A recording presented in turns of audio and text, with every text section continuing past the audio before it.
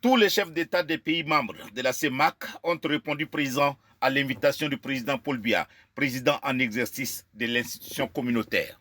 Le premier arrivé au palais de l'Unité est le général Mamadou Idriss Déby Itno, président de transition, chef de l'État tchadien, suivi de ses homologues de la Centrafrique, du Gabon, du Congo et de la Guinée équatoriale. C'est ensemble que les 6 chefs d'État ont fait leur entrée dans la salle de conférence. Place à l'hymne de la CEMAC.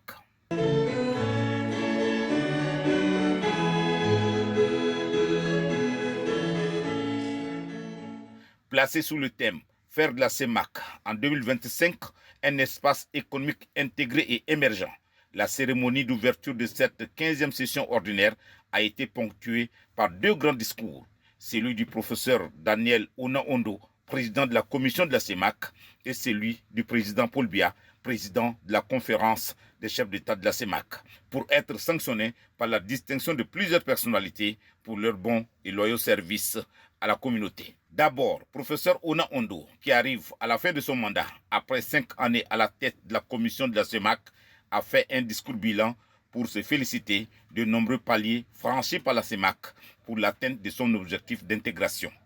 Pour lui, l'intégration régionale est un long chemin, mais la CEMAC est sur la bonne voie. Jetant des fleurs au père réformateur de la CEMAC, professeur Ona-Ondo dit avoir une pensée particulière pour le maréchal du Tchad, feu Idriss Déby Itno, dont il a salué la mémoire. Dans cette même logique, le président sortant de la commission de la CEMAC a félicité et salué les actions du président de transition, général Mamadou Idriss Déby Itno, qui s'inscrivent dans le sens du maintien de la paix et de la sécurité dans l'espace sahélien et de la zone CEMAC.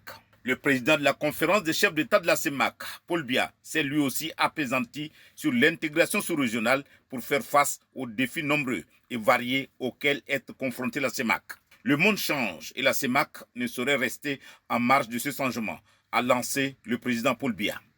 Le programme des réformes économiques et financières de la CEMAC, mis en place par les chefs d'État de la sous-région pour coordonner les réponses aux crises, aussi bien au niveau des États que sur le plan communautaire, a été jugé convenable par le président Paul Biya. C'est une voie à suivre pour la marche résolue de la CEMAC dans ce contexte de globalisation, a-t-il soutenu. Il a beaucoup insisté sur la solidarité entre les États de la CEMAC dans la lutte contre l'insécurité, notamment contre les groupes terroristes et la secte Boko Haram. De manière très émue, le président Paul Biya a joint sa voix à celle du professeur Ona-Ondo pour regretter la disparition de l'un des pères fondateurs de la CEMAC, feu maréchal Idriss Déby Itno, martyr de la paix et de la sécurité au Sahel et dans la zone CEMAC. Pour lui, rien de durable ne saurait être bâti sans la paix et la sécurité. D'où la nécessité d'être solidaire face aux menaces sécuritaires. Le dernier acte fort posé par les chefs d'État avant de se retirer pour le huis clos, c'est de distinguer celles et ceux qui se sont illustrés par leur dévouement au service de la communauté.